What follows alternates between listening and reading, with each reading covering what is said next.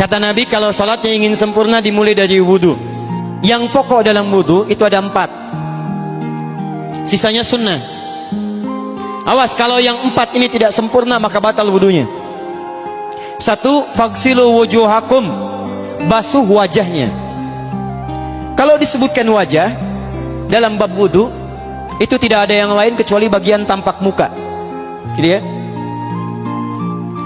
Kalau yang punya jenggot, itu termasuk janggutnya di selai-selai. Sifat wudhu cuma ada 3. 1, pakai keran. 2, pakai gayung. 3, air yang mengalir. Ya, seperti di sungai ada air mengalir, itu nggak ada masalah. Tapi kalau menggunakan gayung atau semisalnya, Nabi itu diriwayatkan dalam hadis itu sangat menghemat air.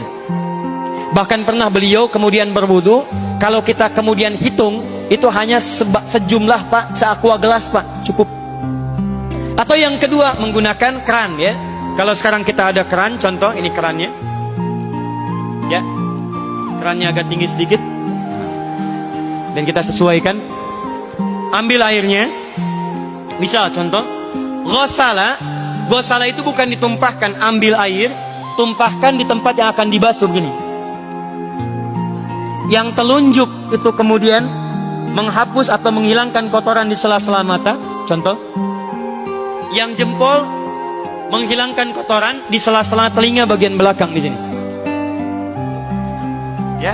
Kalau misalnya saya mulai ambil airnya, kemudian saya tumpahkan di sini, yang telunjuk membersihkan di jari-jari di sini, di sela-sela mata. Yang jempol kemudian membersihkan di sela-sela di bawah telinga sini. Kemudian diselesai, selesai. 1. Tahan sebentar ya, ini praktek dulu sebentar. 2. Wa aidiakum ilal marafiq, ini yang sering keliru. Dan tangan sampai siku. Jadi saat kita mengambil air wudhu, ambil airnya, tumpahkan dari sini ilal marafiq sampai ke siku ke sini. Balikan lagi ke depan. Jadi bukan kerannya dibeginikan, sikunya dibeginikan, takut, bukan. Jadi bukan siku diteruskan ke bawah. Yang tepat itu ambil airnya, kemudian basuh dari sini sampai dengan ke sikunya. Hati-hati, ini ada maknanya. Dan jika benar di hadis Muslim, jika orang wudunya benar seperti ini, maka bersamaan dengan jatuhnya air wudu itu, jatuh pula dosa-dosa dan kotoran yang melekat pada anggota tubuhnya. Tidak cukup dengan amin, nanti kita lihat dulu. Tangan selesai, pindah kemana? Bukan ke rambut, tapi kepala. Jadi dalam bab wudu yang diusap bukan rambutnya, kepalanya. Itulah keadilan Allah. Kalau yang diusap kepalanya, semua manusia yang hidup pasti punya kepala. Tapi kalau yang diusap rambutnya, ada ketidakadilan, karena tidak semua orang punya kepala, punya rambut. Tuh. Nah sekarang lihat sini. Ketika kita diminta mengusap kepala, bahasanya masaha. Masaha itu begini. Ini saya punten. Bismillah. Gini ya.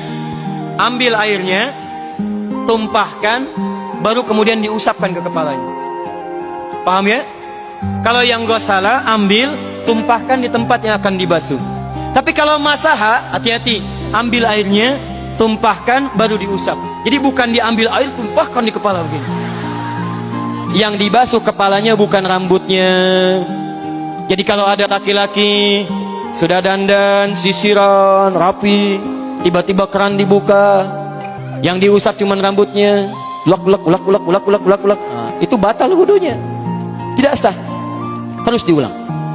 Terakhir kaki dibasuh sampai dengan bagian mata kakinya, dan ini tidak perlu saya terangkan karena mudah bagi kita untuk mempraktekannya. Tapi yang ingin saya jelaskan satu ini saja. Perhatikan baik-baik.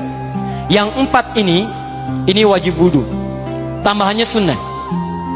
Niat dimasukkan dalam wajibnya. Lihat sini. Kumur-kumur sunnah. Telinga sunnah. Istinsyak sunnah. Yang 4 ini wajib. Tapi terlepas dari wajib dan sunnahnya, perhatikan baik-baik. Kenapa ini disebut dengan wudu? Dan hebatnya Al-Quran mengistilahkannya dengan taharah. Taharah. Apa itu taharah? Apa itu suci? Taharah. Apa itu taharah? Suci. Apa itu suci? Taharah. Ada taharah, ada nadhafah, itu beda. Kalau nadhafah, bersih luarnya, tapi belum tentu bersih dalamnya. Bisa jadi luarnya bersih tapi dalamnya najis. Misal, hewan yang paling najis apa? Yang haram. Misal hewan tadi itu, hewan babi misalnya, misal dibersihkan, dimandikan, disisir sampai bersih. Bersih tidak? Bersih, bersih. Tapi halal tidak? Suci tidak? Tidak. Al-khinziru nadhifun walakinnahu ghairu tahir. Babinya bisa bersih tapi tetap tidak halal, tidak suci dia, tetap haram, tetap najis. Paham?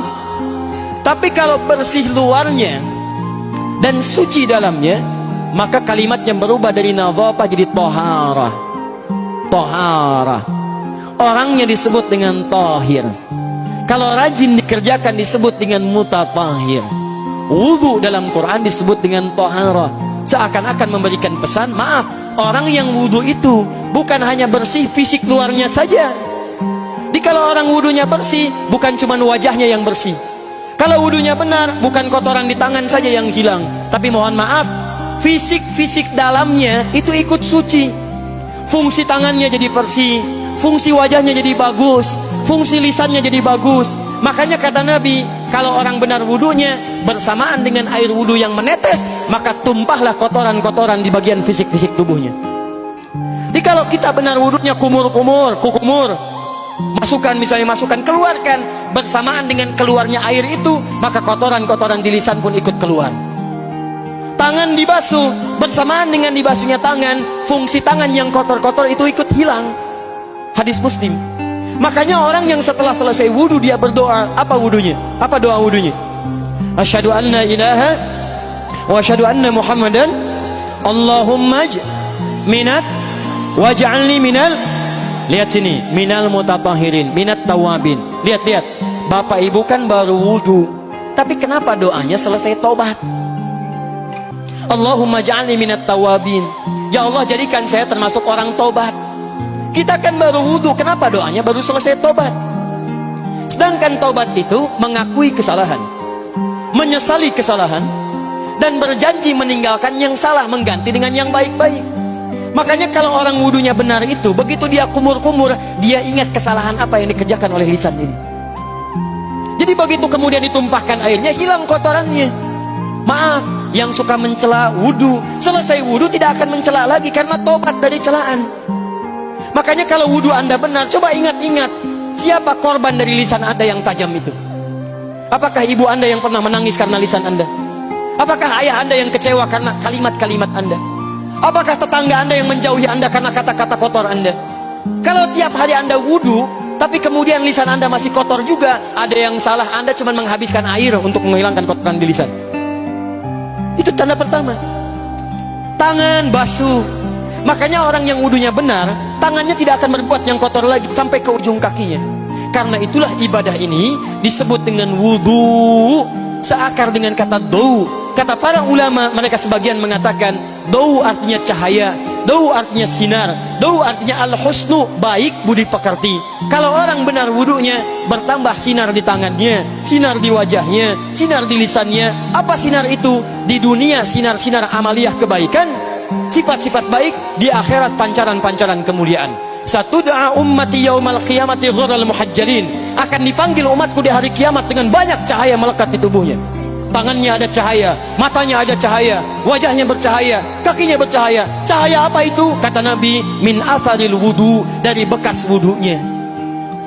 Jadi kalau kita benar wudunya, itu kita jadi orang baik. Ada cahaya kebaikan dalam diri kita. Itu yang disebut dengan tawabin.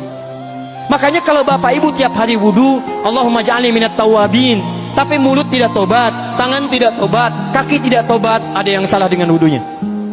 Waj'alni minal mutatahhirin, jadikan saya orang bersih dan suci. Jadi kalau selesai wudu, pakaian bersih, wajah bersih, tangan bersih.